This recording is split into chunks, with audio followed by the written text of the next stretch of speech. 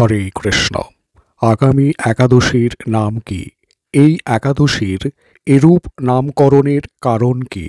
এই একাদশী আপনারা কবে পালন করবেন? এই একাদশীর বিশেষ মাহাত্ম্য কি?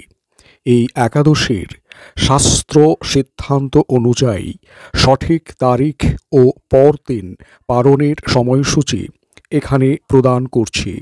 আপনারা আমার সঙ্গে থাকুন ও মনোযোগ সহকারে শ্রবণ করুন।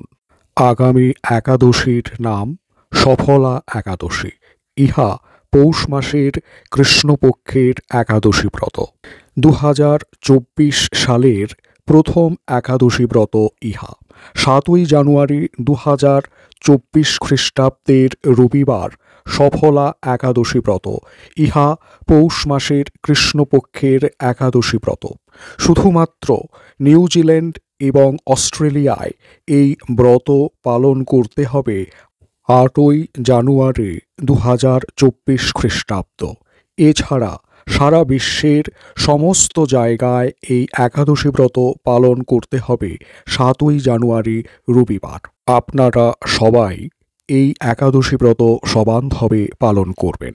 ভারত ও বাংলাদেশ সহ বিশ্বের সর্বত্র এই সফলা একাদশী ব্রত পালিত হবে 7ই জানুয়ারি 2024 খ্রিস্টাব্দের রবিবার। আপনারা সবান্ধবে সবাই মিলে এই একাদশী ব্রত অবশ্যই পালন করবেন। সারা বিশ্বের বিশেষ স্থানসমূহের পালনের সঠিক সময়সূচি ভিডিওর শেষাংশে প্রদান করছি। নিজের বাড়ির অবস্থান অনুসারে সময় দেখে নির্দিষ্ট সময়ের মধ্যে পঞ্চ রবিশস্য দিয়ে নিবেদিত কৃষ্ণপ্রসাদ গ্রহণ করে পালন সম্পূর্ণ করবেন। যারা নূতন তাদের জন্য একাদশীর বিধিনিষেধ ও নিয়মাবলী সম্পর্কে খুব সংক্ষিপ্ত একটি আলোচনা করছি। যদিও এই সম্পর্কিত পূর্ণাঙ্গ ভিডিও রয়েছে, এর লিঙ্ক আপনি আই বাটন ও ডেসক্রিপশন বক্স থেকে পাবেন।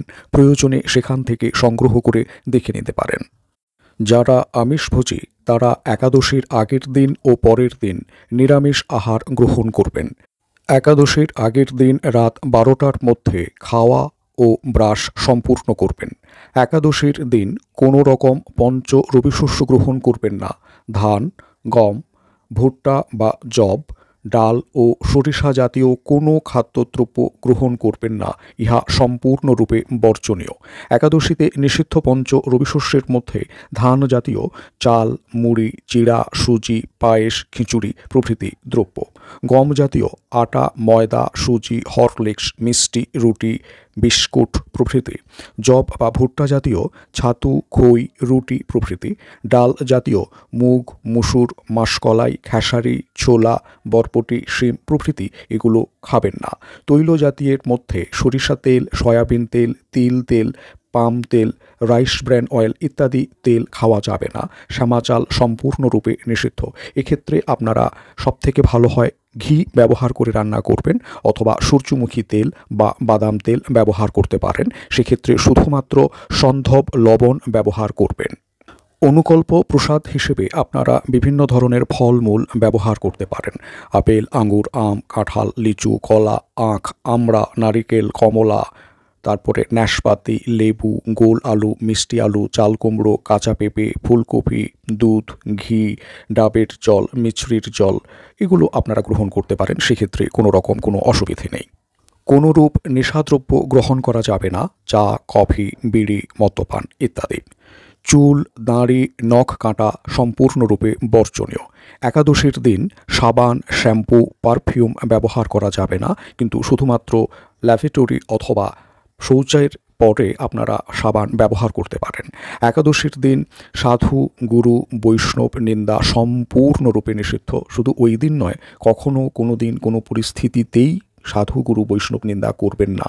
এছাড়া কুচিন্তা, কুভাবনা, মিথ্যা কথা, মিথ্যাচার, পরনিন্দা, পরচর্চা, প্রজল্প, দিবানিদ্রা, হিংসা, ঈর্ষা, অবৈধ সম্পর্ক ইত্যাদি শাস্ত্রে নিষিদ্ধ রয়েছে। এগুলির কোনোটি করবেন না। বেশি করে হরে কৃষ্ণ মহামন্ত্র জপ করবেন, গীতা ও ভাগবত পাঠ ও শ্রবণ করবেন। এছাড়া শ্রীকৃষ্ণের লীলা কীর্তন শ্রবণ করবেন। নানা ধরনের ভক্তিমূলক কাজে নিজেকে সারাদিন যুক্ত রাখবেন। একাদশীর দিন ভোরবেলায় উঠে ব্রাহ্ম মুহূর্তে স্নান করে ধোয়া বস্ত্র পরে তিলক আচমন করে ভগবানকে বাল্যভোগ নিবেদন করবেন, মঙ্গল আরতি করবেন, চন্দন সহযোগে তুলসী পাতা ও ফুল দিয়ে পূজা করবেন এবং 3 বার সংকল্প মন্ত্র পাঠ করে একাদশীর সূত্রপাত করবেন বা শুরু করবেন। একাদশীর সংকল্প মন্ত্র হল একাদশাং নিরাহার স্থিত্বা অহম অপরে হহনি ভক্ষ্যামি পুণ্ডরীকাক্ষ শরণং মে ভবাচ্যুত। অর্থাৎ, হে পুণ্ডরীকাক্ষ, হে অচ্যুত, আমি একাদশীতে উপবাসপূর্বক পরদিন আহার করব, আপনি মোদীয় শরণস্থান হন। নির্ধারিত সময়ের মধ্যে পারণ করবেন, যা ভিডিওর শেষাংশে দেওয়া থাকবে। পারণ মন্ত্র হল অজ্ঞান তিমিরান্ধস্য ব্রতে নানেন কেশব প্রসীদ সুমুখনাথ জ্ঞানদৃষ্টি প্রদৌ ভব। এখন শ্রবণ করুন সফলা একাদশীর ব্রত মাহাত্ম্য কথা। পৌষ মাসের কৃষ্ণপক্ষের একাদশীর নাম সফলা। ব্রহ্মাণ্ড পুরাণে যুধিষ্ঠির শ্রীকৃষ্ণ সংবাদে এই তিথির মাহাত্ম্য বর্ণিত হয়েছে। যুধিষ্ঠির বললেন, হে প্রভু, পৌষ মাসের কৃষ্ণপক্ষিয়া একাদশীর নাম, বিধি এবং পূজ্য দেবতা বিষয়ে আমার কৌতূহল নিবারণ করুন। শ্রীকৃষ্ণ বললেন, হে মহারাজ, আপনার প্রতি স্নেহবশত সেই ব্রত কথা বিষয়ে বলছি। এই ব্রত আমাকে যেরকম সন্তুষ্ট করে, বহু দান দক্ষিণাযুক্ত যজ্ঞাদি দ্বারা আমি সেরকম সন্তুষ্ট হই না। তাই যত্ন সহকারে এই ব্রত পালন করা কর্তব্য। পৌষ মাসের কৃষ্ণপক্ষিয়া একাদশীর নাম সফলা। নাগদের মধ্যে যেমন শেষ নাগ, পক্ষীদের মধ্যে গরুড়, মানুষের মধ্যে ব্রাহ্মণ, দেবতাদের মধ্যে নারায়ণ সর্বশ্রেষ্ঠ, তেমনি সকল ব্রতের মধ্যে একাদশী ব্রতই সর্বশ্রেষ্ঠ। হে মহারাজ, যারা এই ব্রত পালন করেন তারা আমার অত্যন্ত প্রিয়। তাদের এই জগতে ধনলাভ ও পরজগতে মুক্তি লাভ হয়। হাজার হাজার বছর তপস্যায় যে ফল লাভ হয় না, একমাত্র সফলা একাদশীতে রাত্রি জাগরণের ফলে তা অনায়াসে প্রাপ্ত হওয়া যায়। মহিষ্মত নামে এক রাজা প্রসিদ্ধ চম্পাবতী নগরে বাস করতেন। রাজার 4 জন পুত্র ছিল, কিন্তু তার জ্যৈষ্ঠ পুত্র লুম্ভক সর্বদা পরস্ত্রীগমন, মদ্যপান এবং অসৎ কার্যে রত ছিল। সে সর্বক্ষণ ব্রাহ্মণ, বৈষ্ণব ও দেবতাদের নিন্দা করত। পুত্রের এই আচরণে ক্ষুব্ধ হয়ে রাজা তাকে রাজ্য থেকে বার করে দিলেন। স্ত্রী, পুত্র, পিতা, মাতা, আত্মীয় স্বজন পরিত্যক্ত হয়ে সে এক গভীর বনে প্রবেশ করল। সেখানে কখনো জীব হত্যা, আবার কখনো ও চুরি করে জীবন ধারণ করতে লাগল। কিছুদিন পরে একদিন সে নগরে প্রহরীদের কাছে ধরা পড়ল, কিন্তু রাজপুত্র বলে সেই অপরাধ থেকে সে মুক্তি পেল।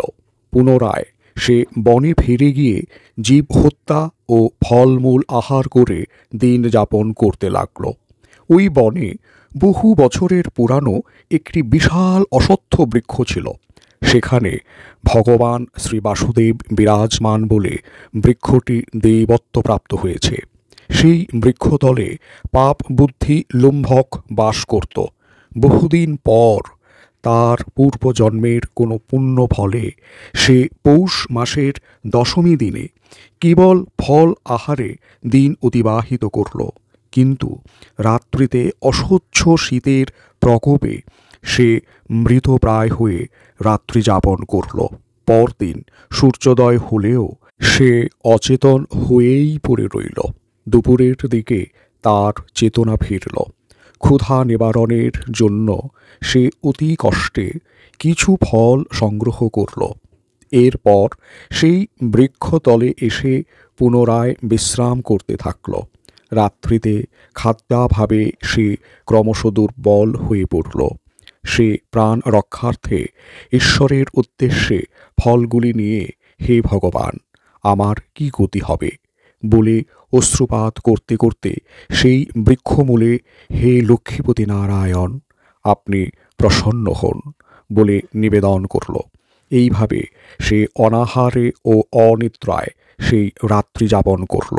ভগবান নারায়ণ সেই পাপী লুম্ভকের রাত্রি জাগরণকে একাদশীর জাগরণ এবং ফল অর্পণকে পূজা বলে গ্রহণ করলেন। এইভাবে অজ্ঞাতসারে লুম্ভকের সফলা একাদশী ব্রত পালন হয়ে গেল। প্রাতঃকালে আকাশে দৈববাণী হল, হে পুত্র, তুমি সফলা ব্রতের পুণ্য প্রভাবে রাজ্যপ্রাপ্ত হবে।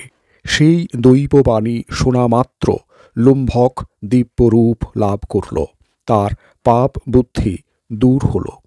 সে পুনরায় নিষ্কণ্টক রাজ্য লাভ করল। স্ত্রী পুত্রসহ কিছুকাল রাজ্য সুখ ভোগের পর পুত্রের ওপর রাজ্যের ভার দিয়ে সে সন্ন্যাস আশ্রম গ্রহণ করল। অবশেষে মৃত্যুকালে সে অশোক অভয় ভগবানের কাছে ফিরে গেল। হে মহারাজ, এভাবে সফলা একাদশী যিনি পালন করেন তিনি জাগতিক সুখ ও পরে মুক্তি লাভ করেন। এই ব্রতে যারা শ্রদ্ধাশীল তাঁরাই ধন্য, তাঁদের জন্ম সার্থক, এতে কোনো সন্দেহ নেই। এই ব্রতপাঠ ও শ্রবণে মানুষের রাজসূয় যজ্ঞের ফল লাভ হয়। তাহলে আপনারা শ্রবণ করলেন সফলা একাদশীর ব্রত মাহাত্ম্য কথা। এখন সারা বিশ্বের বিশেষ স্থানসমূহের একাদশীর তারিখ ও পরের দিন সকালের পারণের সময়সূচি প্রদান করা হলো। নিজের বাড়ির অবস্থান অনুসারে সময় দেখে নির্দিষ্ট সময়ের মধ্যে পঞ্চরবিশস্য দিয়ে নিবেদিত কৃষ্ণপ্রসাদ গ্রহণ করে পারণ সম্পূর্ণ করবেন। তবে পারণের পূর্বে পারণ মন্ত্র 3 বার উচ্চারণ করে তারপর পারণ করবেন। ডেসক্রিপশন বক্সে টেলিগ্রাম চ্যানেলের লিংক দেওয়া থাকবে, সেটিতে জয়েন করলে আপনারা পারণের সময়সূচি ও আমার চ্যানেলের সমস্ত ইনফরমেশান পাবেন। ভিডিওটি ভালো লাগলে কমেন্ট করে জানাবেন কেমন লাগলো। সকলকে শেয়ার করবেন, লাইক করবেন এবং চ্যানেলটিকে অবশ্যই সাবস্ক্রাইব করতে ভুলবেন না। সবাই ভালো থাকবেন। ধন্যবাদ। হরে কৃষ্ণ।